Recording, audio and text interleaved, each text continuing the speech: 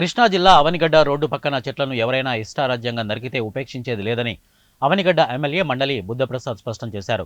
గురువారం చల్లపల్లి, మోపిదేవి మండలాల పరిధిలోని పెద్దకల్లెపల్లి రోడ్డులో చెట్లు నరికివేసిన తీరును ఎమ్మెల్యే పరిశీలించారు.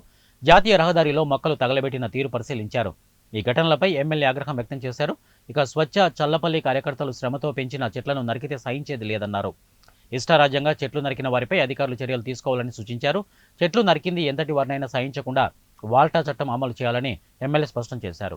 ఈ కార్యక్రమంలో తహసీల్దార్ వనజాక్షి, ఎంపీడీఓ డాక్టర్ ఏవి రమణ, సిఐ ఈశ్వరరావు, ఎస్ఐ సుబ్రహ్మణ్యం పాల్గొన్నారు. భారతదేశంలోనే ఆ కార్యక్రమాన్ని ప్రారంభించి గత 10 సంవత్సరాలుగా నిర్వహిస్తున్నది ఒక స్వచ్ఛ సుందర చల్లపల్లి ఉద్యమం. డాక్టర్ డిఆర్కే ప్రసాద్ గారు, డాక్టర్ పద్మావతి దంపతుల యొక్క నాయకత్వంలో కొన్ని వందల మంది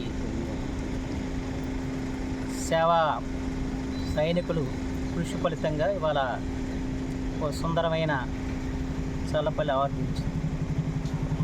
కేవలం గ్రామ పరిశుభ్రత కాకుండా రోడ్లకు ఇరువైపులో కూడా